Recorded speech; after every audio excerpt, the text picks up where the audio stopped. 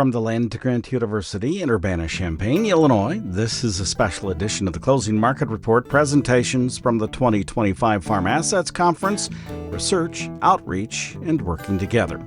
I'm University of Illinois Extension's Todd Gleason. You know, the future of Illinois agriculture is in the hands of some very capable leaders. At the Farm Assets Conference, key figures from the University of Illinois College of ACES and the Illinois Corn Growers Association sat down to discuss the evolving landscape of agricultural research, extension services, and industry collaboration, from navigating shifts in federal funding priorities to pioneering AI applications in farming. These leaders are bridging the gap between campus innovation and muddy boots field application.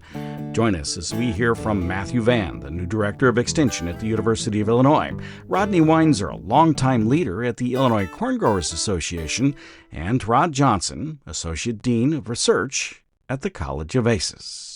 I thought I would start by just kind of talking a bit about what it's been like in year 2025. It started out incredibly disruptive as we went to the new administration and the shift in priorities from the new administration and de-emphasizing things related to climate change and DEI, maybe environmental justice, had a big impact on some colleges, to a lesser extent to ACES. I would say after we went kind of through this shock and awe phase, at the end of that in the College of ACES, we had really just two major grants, active grants, that were influenced by the shift in priorities. One you've probably heard of, the Soybean Innovation Lab that was funded by USAID, Pete Goldsmith's group. Very successful active program, so that was really a difficult period to go through. They've had a nice pivot though and seem to be doing okay. And then we had a significant grant that was focused on climate smart agriculture that was also canceled. So that, compared to other colleges across the University of Illinois, that was actually pretty good. We had a number of grants, active grants, that were suspended pending a review, kind of some keyword searches for like climate change or things of that nature. And oftentimes those suspended grants just required a small amendment to make sure it was in line with the new priorities. And then those grants were reinstated and moved on. In fiscal year 2024, the College of ACES had research expenditures in excess of $78 million. And in FY25, despite the disruption, we had research expenditures that exceeded $88 million. So that puts us second among the 13 colleges at our campus, second only to Granger College of Engineering. So we have a very robust program. And I think we had disruption, but now I would say I see reason for being optimistic. What we do is always been important and is going to be important going forward. It's about food and agriculture, it's energy, it's the environment, water quality, it's communities, it's health. That's never going to fall out of favor. And I think that's reflected by the enrollment that we're seeing in the college. So we have record undergraduate enrollment, 3,080 undergraduates in our program, which is a testament to the importance of what we do in the college and how our faculty in different departments have reacted to these changes. We see, our campus is known for being interdisciplinary. So we collaborate with everybody that we can. It's not just within the College of ACES where we have 7 academic units. There's a lot of collaboration there, but we have collaboration all over campus, and probably one of the most exciting ones relates to how we're working with Granger College of Engineering, establishing the Center for Digital Agriculture, which has major support coming from the National Science Foundation and USDA, looking at application of AI to all aspects of agriculture, both on the crop side, but also on the livestock side. So those are some of the things that I get excited about, and I'll stop there. Okay, we'll have more questions for you, and if you've got questions, go ahead and raise your hand. We'll get those asked. Matthew Vann, you're the new Director of Extension. You've been on the job since the fall, roughly speaking. Tell me about where you came from and your impressions, what your expected impressions of campus might be, and how they differ since you've been here for a while now.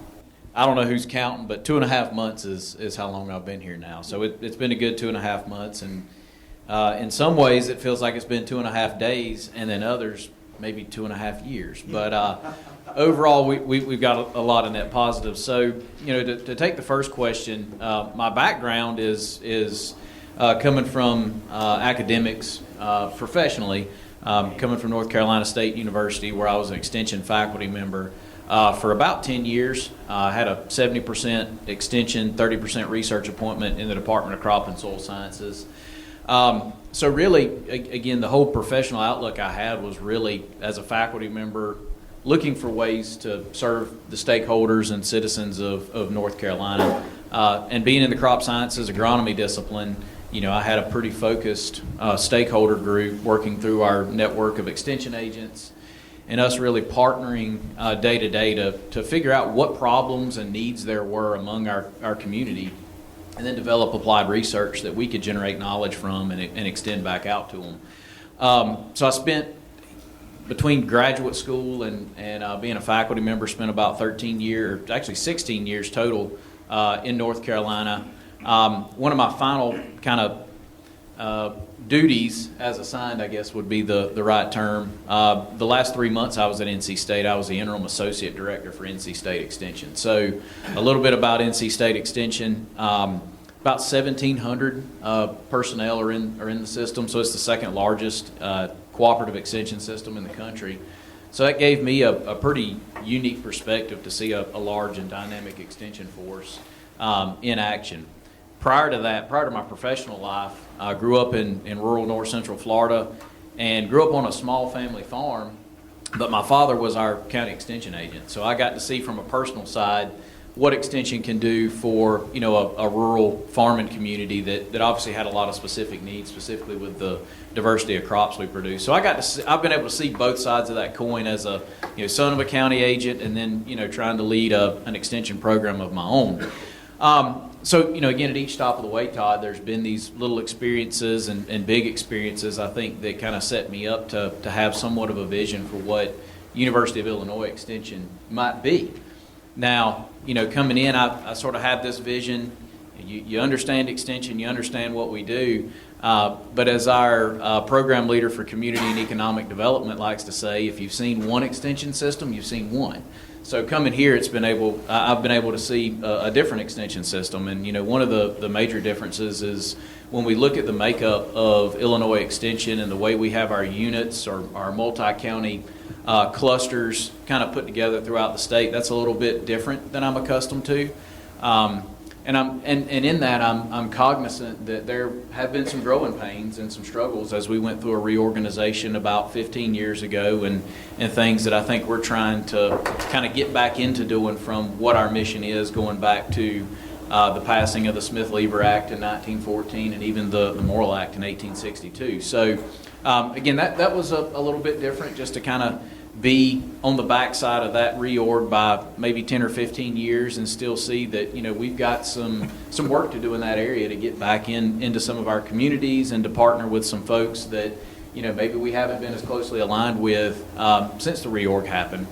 Other things that I've seen, and these are conversations that Rod and I have rather frequently, are ways to better partner and better align things that are happening in his office, which is just down the hall from mine, so the research office, and then what we do within Extension, and to really make sure that our Extension faculty, that are conducting the applied research, are really working in tandem and in lockstep with our field staff that are, again, conducting some of their own applied research, but are really the boots on the ground and the eyes and ears for what we have throughout our state. So again, a lot to unpack there, but partnerships that we're trying to work together to fulfill and succeed with on campus. Yeah, just to clarify, so the extension faculty that he would be talking about, and then the staff and in extension that would be doing some of the research, the muddy boots kind of people are. So you heard extension faculty today. Gary Schnitke is extension faculty, John Jones,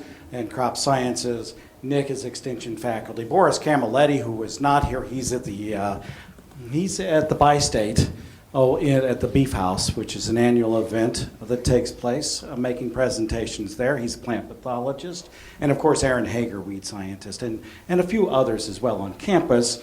They lead the research, and then those who are in the field, the extension folks in this case in commercial agriculture, would be the muddy boots kind of on the ground that are doing a lot of the plot work and a lot of the research that's feeding back into them.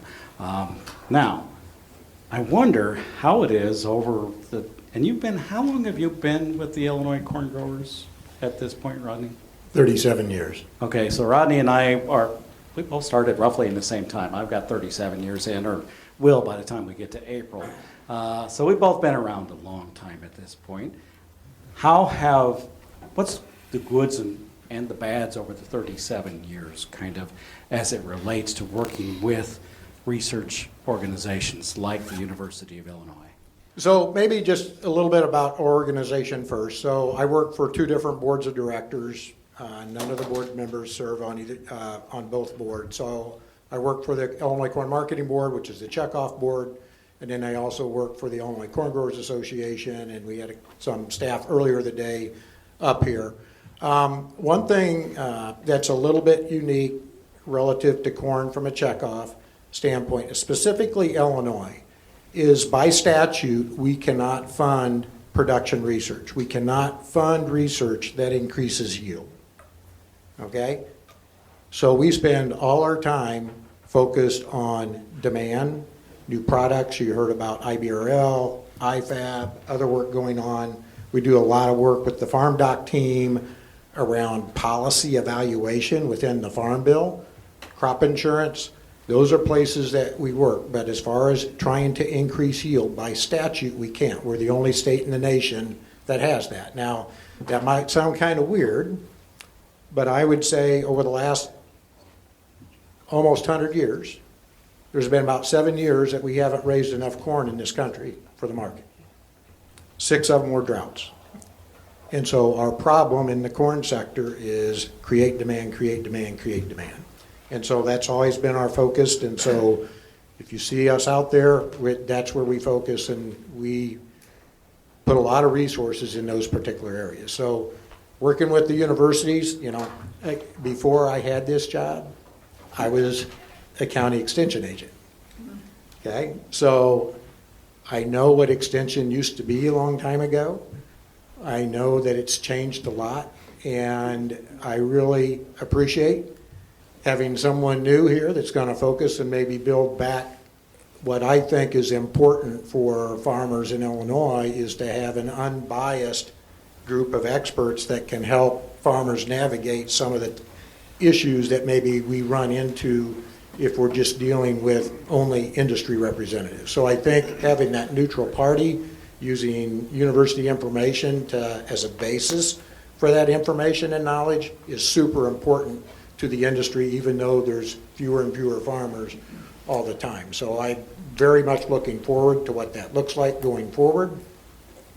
One thing that we're really focusing on, there's a lot of discussion by VJ saying earlier, we really see an opportunity for value-added corn products down the line.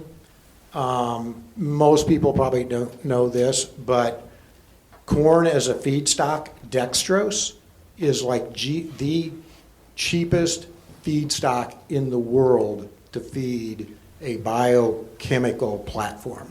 It's about 4 cents a pound, all right? That is cheaper than any other sugar out there.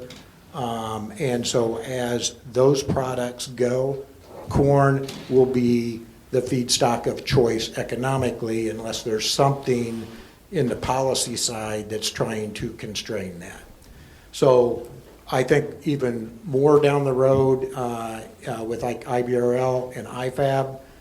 We probably just learned here about a year ago, the University of Illinois is the only school that has a wet milling component in their as a land grant. That's it, one. And so we have a lot of wet mill capacity in Illinois.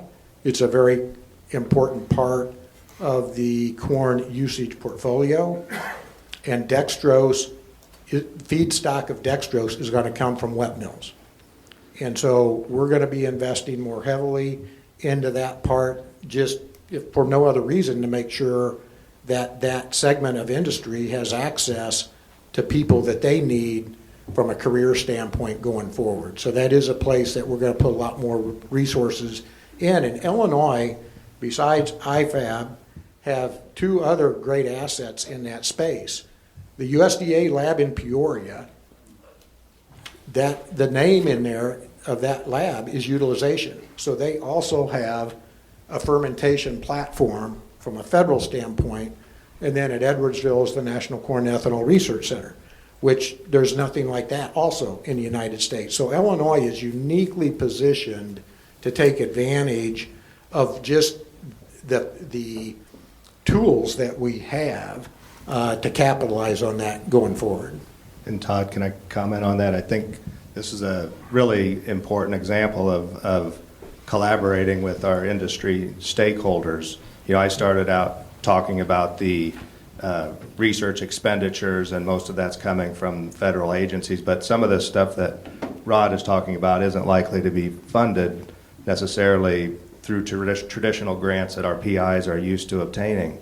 And so having this type of relationship, we invest a lot in the infrastructure to allow different commodity groups to come in and leverage that investment, working with our faculty and do bigger and better things that we couldn't do alone, and I would say they couldn't do it either without the investment made at the university level. So we really value those partnerships. And I would say, just like you, I didn't know you started out as an extension, and I think that, you know, Matthew mentioned, the Morrill Act and the Hatch Act in 1892 that established the Agricultural Experiment Station at the University of Illinois and every other land-grant institution. 30 years later, it's the Smith-Lever Act that established cooperative extension. And these things were all intended to kind of work collaboratively. And my sense is that it's not universal across all aspects, but in many ways we've got this disconnect between the Ag Experiment Station and Extension, and there's really a lot of opportunity to kind of narrow that gap. And Matthew and I have been having great discussions, as he said, about, okay, we're not going to fix everything, but let's pick 3, 4, 5 ways that we can work together this year and say that we're moving and narrowing the gap between what happens in the experiment station and what happens with extension. I put out on your table a survey that some extension folks asked me to have you take. This is on your preferences as it's related to some renewable energy. If you could fill that out, just leave it on the table. I would appreciate it. If you've got questions, hold your hand up and we can ask them of these folks. So I'm wondering about the delivery systems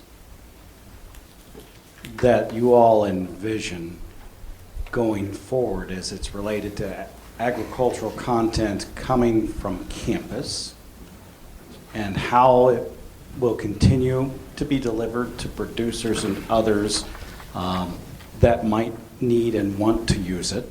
Sometimes it's train the trainer. Sometimes it's on the internet. Sometimes it's meetings like this.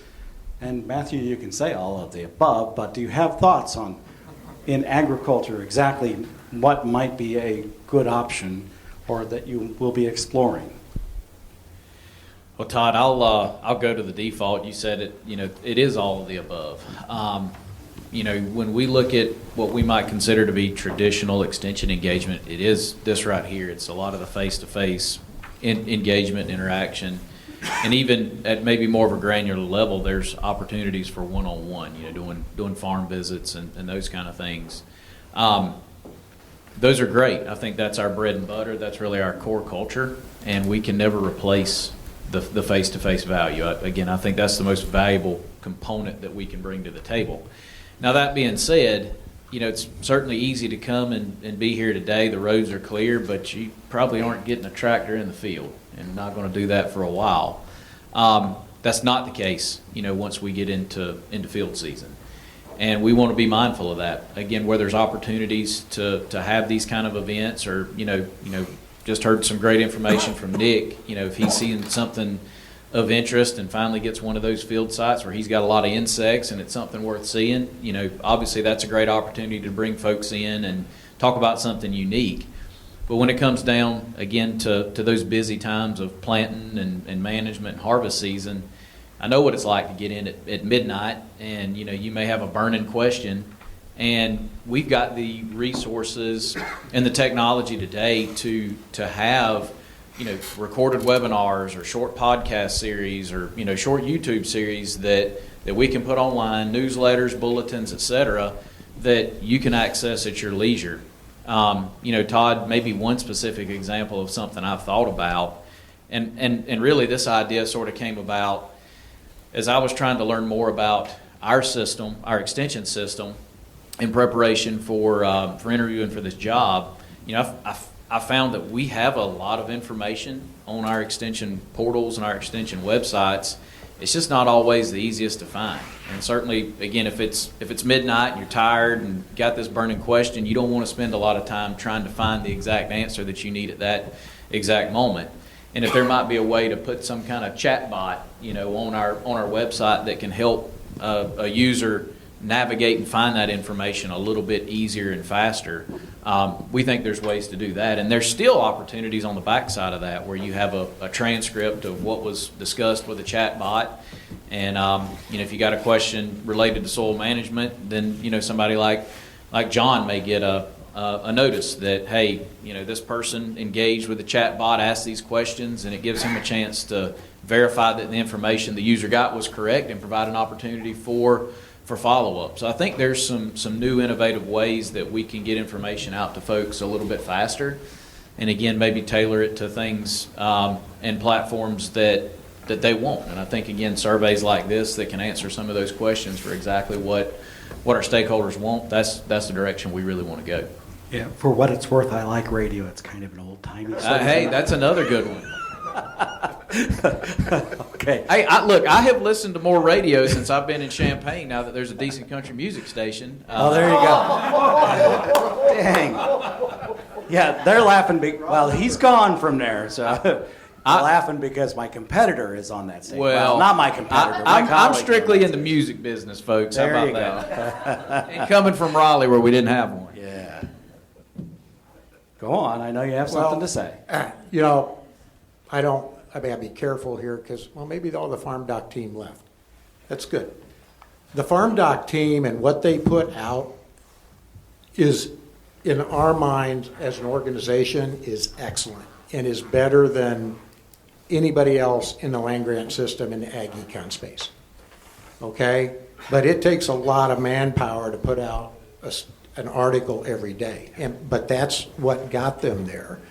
And from an ag econ and especially an ag policy standpoint, I don't know if you know this, there are now only 2 land grants that are doing work on ag policy. 2. Purdue and Iowa State no longer have an ag policy group. It is the University of Illinois and Texas A&M. That's it. And if you get into all the policy stuff like we do, there is literally a battle going on between those 2 land grants on information out there. And it's just, I just think doing something like that, I know Crop Sciences has worked on something, but in the extension days, I remember the insect bulletin and the different bulletins that came out weekly, and they were the most read documents that extension did. Now, if there's a way to electronically be able to do that, but it takes a lot of manpower to do an article every day. But to me, that is something that would really be helpful. You still need that person out in the field to help where you maybe have disagreements going on between an ag retailer or a farmer, or to get, that university-based information out there. But there are ways, to the comment here, that, there's ways to do that without having to have meetings all the time, especially when times that there's not time to be able to go to meetings. As the research associate, how would you like the research to be delivered out to those that might be able to use it? Yeah, so this again kind of comes back to something that we can do a better job of with working with Extension. We have a science writer that is part of our team in the Office of Research that puts out press releases about different projects that have been published, and trying to translate it into something that is understandable and hard to do a lot useful. of times. Right. And then we have started a practice. It's called the Land Grant Impacts Database that is accessed by policymakers in DC oftentimes, and we are submitting summaries of our research that's coming out of the Ag Experiment Station to 2 projects per month. We're adding to that impact database, so that information can be readily pulled by anybody. Can go to it, but I think policymakers probably use it more than producers do. But I think one of the things that happened in the last 2 months, we had a couple of articles that our science writer wrote that had to do with water management, and it was like it looks really important to communities, municipalities, and we don't really have a good mechanism to make sure that even gets to Extension right now. So we need to do a better job of making sure that we have seamless communication, so when these articles, this research gets out, that it's getting into the right hands. I'm thinking back to Vijay Singh's presentation. You remember the gap between there's always a gap. What happens early, that at the university level, and the paper gets published, and then the other end of that graph was the application piece, and there's that big gap in the middle. And so how we need to make sure things don't stop with the publication, and that the appropriate material gets out to the Extension staff. Any final word from each of you? I think we'll talk about that. A last comment of sorts? I'll just make one, and it's really an opportunity to kind of thank our stakeholder groups. One of the disruptive factors this last year was the threat of relocating the soybean germplasm bank to another state that frankly didn't want it, nor did they have the facilities to manage it. But that was a plan to relocate that out of Illinois. And our Director of Government Affairs, Steve Wald, worked closely with the Soybean Association. And ultimately, I just saw the most amazing letter that went to the Secretary of Ag that was signed by all of the soybean state organizations in the north central region. And I think that had a big impact.